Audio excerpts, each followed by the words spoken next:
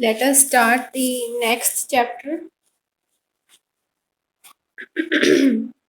Ethical human conduct, जिसमें हम natural acceptance के बारे में पढ़ेंगे और एथिकल ह्यूमन कंडक्ट के डिफरेंट बिहेवियर्स के बारे में वी विल टॉक अबाउट। एक मिनट।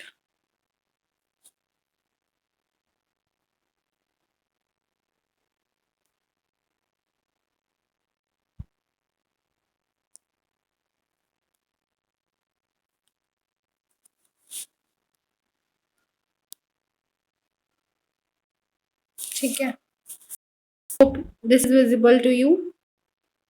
मैं इसके आपको नोट्स मतलब जो इसके स्क्रीनशॉट्स हैं पिक्चर्स खींच के भी ग्रुप में डाल दूंगी।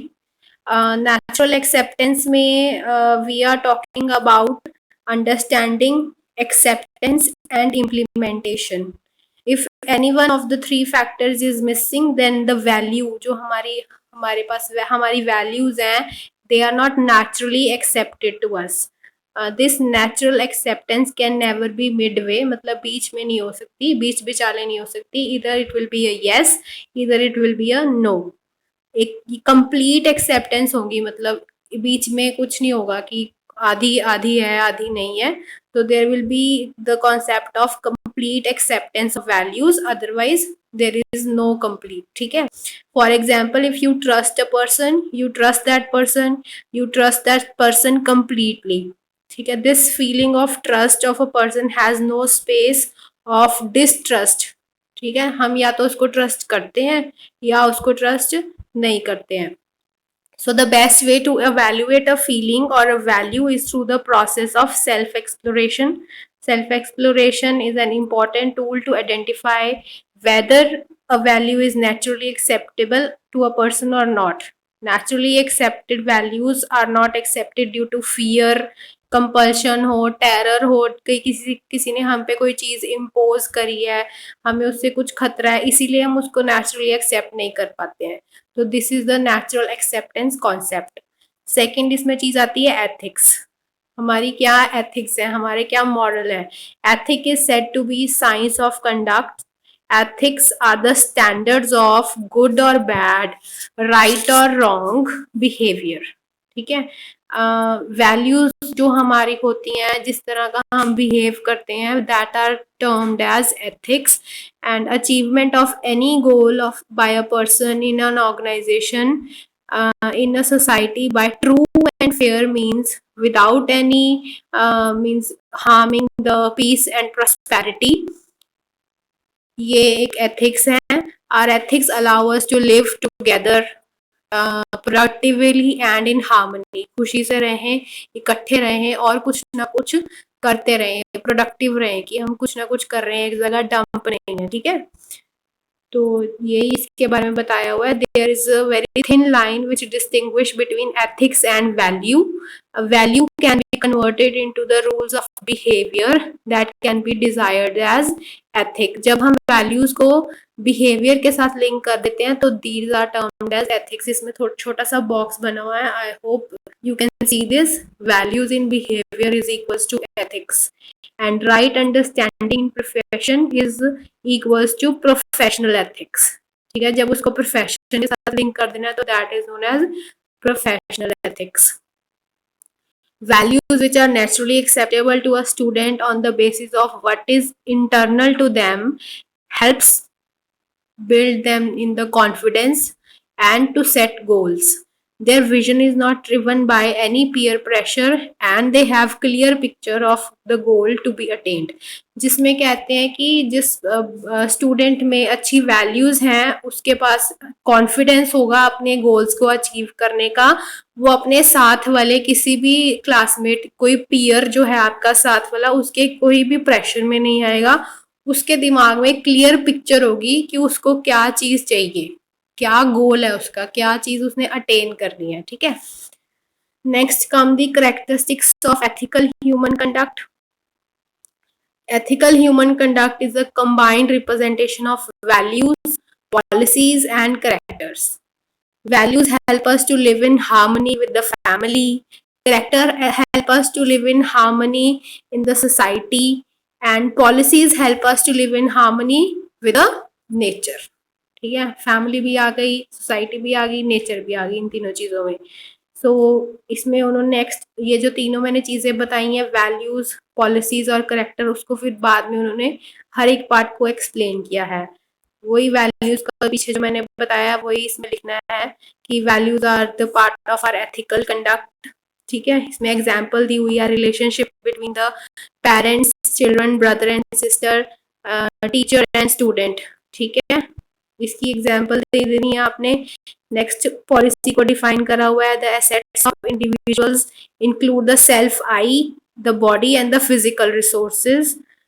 Policies are the rules which when followed help us to protect, enrich and utilize the adequately various assets possessed by us। जो भी हमें हमारे पास चीज़ें हैं, whether these are physical और जिनको हम फिजिकल है या इमोशनल है, जो भी हमारी वैल्यूज हैं उनको अटेन करने के कुछ रूल्स हैं, that are known as policies. Next is character. Our character is determined by the values. जो हमारे अंदर वैल्यूज हैं उससे हमें अपना उससे हम करेक्टर को जज कर सकते हैं। The character of a human being is the outcome of the values. Obviously जो हमारे अंदर वैल्यूज होंगी वैसा ही हमारा करेक्टर होगा, वैसे ही हम चीज़ों को देखेंगे, वैसे ही चीज़ें इमेजिन करेंगे, वैसे ही हमें एक्सपीरियंस मिलेंगे लाइफ के। वही लिखा हुआ है, the character of a human being is the outcome of the values he possesses, his perceptions, his imagination and the experience he gains in or her life। ठीक है, तो society plays a very important role in building up the character। The characteristics of a good character are chastity, in conjugal relationship, इसको हिंदी में बोलते हैं स्वनारी या स्वपुरुष। It implies that an individual must have faithful and trustworthy relationship with his partner. ठीक है, faithful relationship होना चाहिए अपने पार्टनर के साथ। Second is access to rightfully acquiring wealth, स्वधन, धन के रिलेटेड। वेल्थ इज धन। There are various methods of acquiring wealth, but one must be able to distinguish between right and wrong means। ठीक है, सही और गलत का पता होना चाहिए और उसको एथिकल मीन्स ही अडॉप्ट करने चाहिए जिससे वो अपनी वेल्थ या कि धन इंक्रीज कर सके। एथिकल मतलब सही। Third is compassionate behaviour and work, दयापूर्ण कार्य एंड व्यवहार। जो हम वर्क है हमारा, ये जो है कंपैशनेट बिहेवियर तो हमारा दयापूर्ण हो गया, और वर्क को दोनों दिया कार्य व्यवहार। वर्क को कार्य व्यवहार भी बोलते हैं ना हिंदी में। तो while working we came across many people, we need their help and assistance at many times।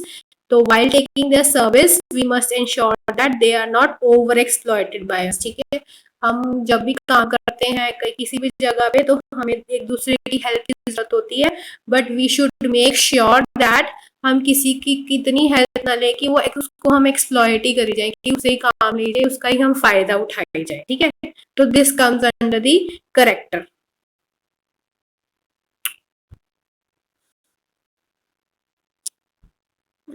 एक minute, let me admit the Prince और कौन कौन ज्वाइन किया और किसने नहीं किया। ठीक है, next visions of human order. there are three elements। The first one is humanistic education, मानवीय शिक्षा संस्कार। second is humanistic constitution, मानवीय संविधान। humanistic order, मानवीय व्यवस्था। सबके हिंदी में नेम्स दिए गए हैं। ये हमारी थ्री विजन्स हैं। तो first is humanistic education. It refers to the education which transforms the animal consciousness in a human being to human consciousness. हमने अपने प्रीवियस जो चैप्टर्स किए हैं उसमें किया था हमने animal consciousness and human consciousness. तो इसमें इसकी बात कही गई है, जो ह्यूमनिस्टिक एजुकेशन है वो एनिमल कॉन्शियसनेस से ह्यूमन कॉन्शियसनेस में हमारी ट्रांसफॉर्मेशन करती है। Today the animal consciousness of human has resulted, जैसे एनिमल कॉन्शियसनेस मतलब जो जानवरों वाला व्यवहार है उससे क्या हो रहा है, ओवर एक्सप्लॉयटेशन हो रही है नेचुरल रिसोर्सेज की, and that has made earth a dreadful place to live in. Obviously we see around everything, nature जो हमारे साथ दोबारा वैसे ही कर रही है, लाइक अब कितनी कोटेशंस, जैसे कि नेचर को पहले हमने पॉलिथीन में सारा किया हुआ था, अब नेचर ने ह्यूमन बीइंग को पॉलिथीन में लपेट लिया ना, ऐसी बहुत सारी कोटेशंस है ना। तो वही इसमें बताया गया कि जो एनिमल बिहेवियर के कारण जो ह्यूमंस ने ओवर एक्सप्लॉइट किया हुआ है नेचुरल रिसोर्सेज को, उसकी वजह से earth has become a dreadful place to live in.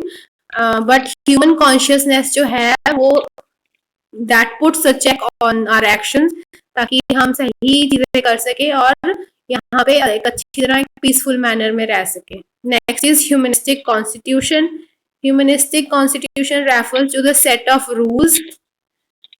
Anybody, किसी का mic, Prince can you please unmute mute your mic, बीच में प्रॉब्लम आ रही है। या thank you. Humanistic constitution refers to the set of rules which the human beings should follow. It ensures the mutual fulfillment and coordination in human order. Human constitution is the framework of humans living in harmony with himself and living in harmony with the entire existence. ठीक है, harmony में खुद के साथ भी रह रहे हैं और बाकी लोगों के साथ भी रह रहे हैं।